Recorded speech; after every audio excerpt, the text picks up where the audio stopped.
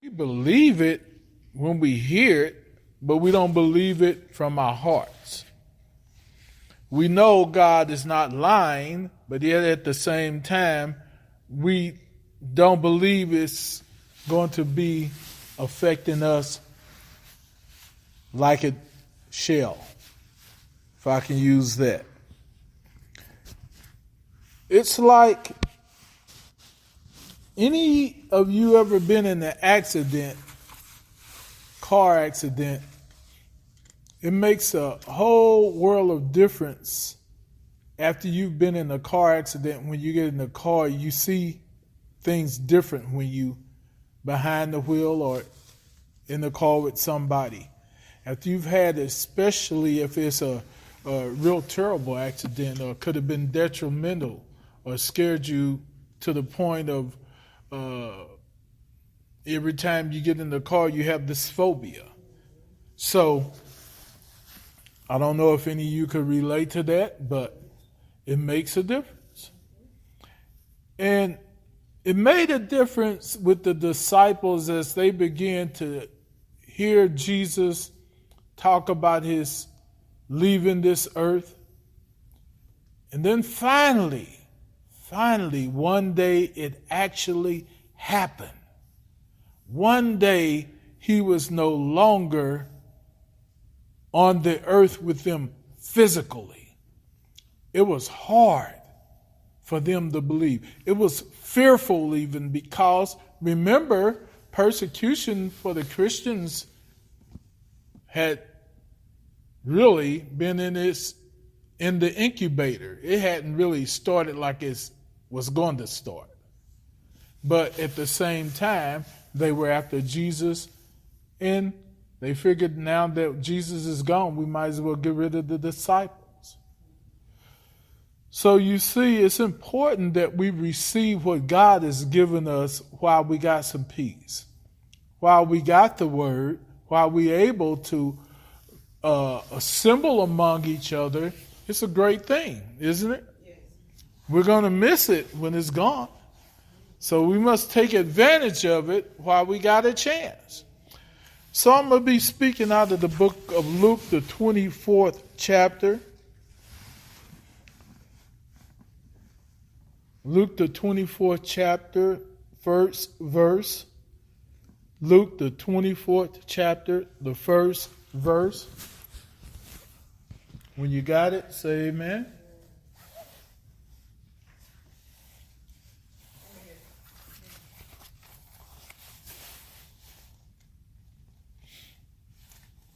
All right. Now upon the first day of the week, very early in the morning, they came into the sepulchre, bringing the spices which they had prepared, and certain others with them. Now they're missing their God, their Lord. They're missing Jesus, right? And it's affected them. Now they in a state of mourning, and they are in a state of grievance, like we all do when we face the point of a loved one dying. It affects us very deeply. And of course, this is heartfelt. And as they're doing and preparing, their minds and hearts are still reminiscing on what Jesus had done. And a lot of things he said. And they were wishing within their hearts and heart of hearts that I wish he was here. Why did he have to really go? We know he had to, but why? Why? Why couldn't it have been a little longer?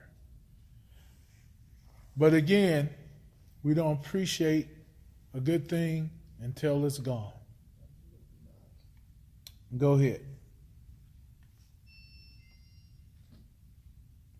And they found the stone rolled away from the sepulchre, and they entered in and found not the body of the Lord Jesus. Well, see, this is the thing about God. He told them what he was going to do, didn't he?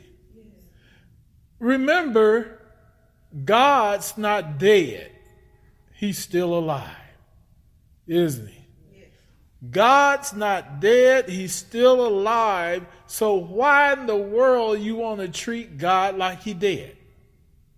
Hello? Jesus, he told them that he wasn't going to stay in the grave. Jesus told them he was the resurrection and the life, didn't he? Yet they believed it not. Just like us even today. Jesus told us he'll never leave us, forsake us. He will be with us always, didn't he? Yes. And yet we treat God like he's dead. And he's very much alive. He's more alive than we are. So in Luke, the 24th chapter, verse 2 and 3, it says, the stone was rolled away. This big old humongous boulder of a stone, rounded off where it could roll away one way or the other to open access to the sepulchre. It was rolled away. And as they found out, when they went in, Jesus wasn't there. Well, that wasn't his home. And we need to find out ourselves that this earth is not our home. We just passing through. But day by day as we're here, we look to the heavenlies, to the author and finisher of our faith, because Jesus told us he'll be with us always. They very soon forgot this, because the flesh is so much so set in its ways with when even God is blessing, when even God is showing that he is present.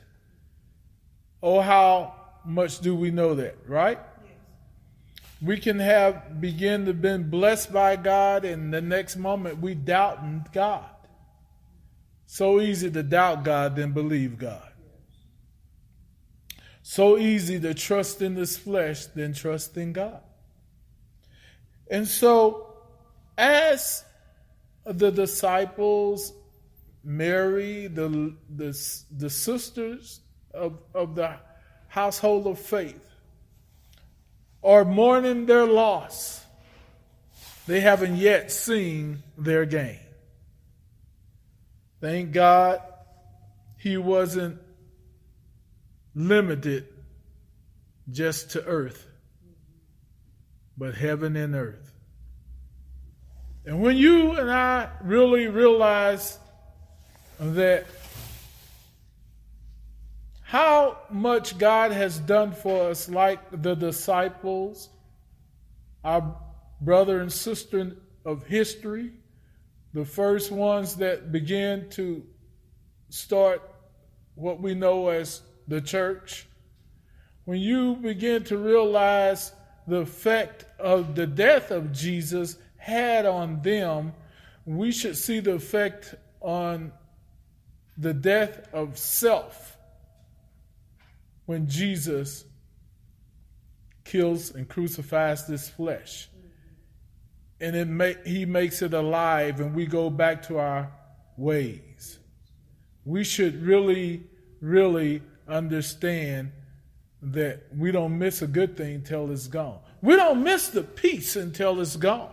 We don't miss the joy until it's gone. We don't miss the love until it's gone. So many marriages and so many homes are wrecked when the husband's gone, when the wife's gone, when the children gone. You can have all the material things, but if love ain't there, it's not there. Am I right? You can give all you can give to your children, to your husband, to your wife, but when they want you, nothing can take that place. Am I right?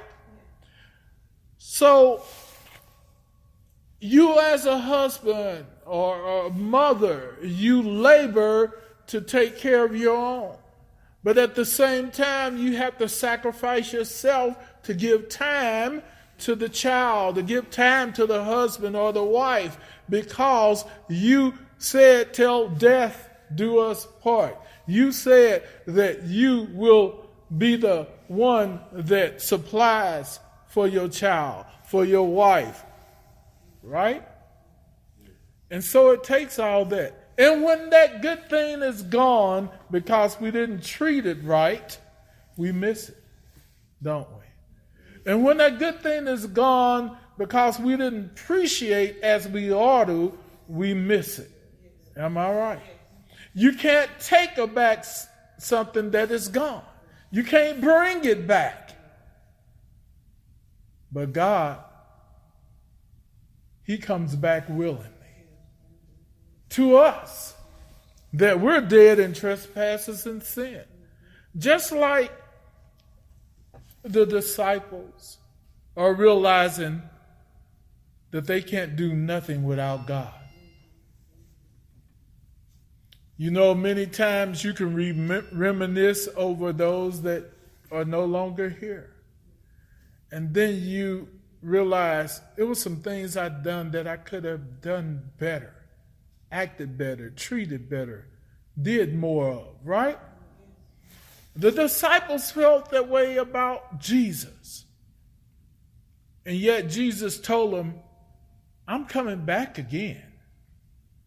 I told you I'll never leave you. I'll never forsake you. And yet within their heart, they knew He was telling the truth, but at the same time, they were not fully believing it, comprehending it, understanding it. It was too deep for them to really accept as full truth. So now look what happens in Luke 24, verse 4. And it came to pass, as they were much perplexed thereabout, behold, two men stood by them in shining garments. Oh, so God Himself, Jesus Himself, lets His angels come down and see the predicament of these poor souls that's bewildered, stunned, and they not seeing Jesus there, knowing that He should have been there, laying on that in that sepulcher, but He wasn't there. That's because God's not dead. He's alive. How can you keep life out of a God that gives life? And able to have the keys of life and death. And He's right there, and yet they haven't not seen Him yet. But He's there.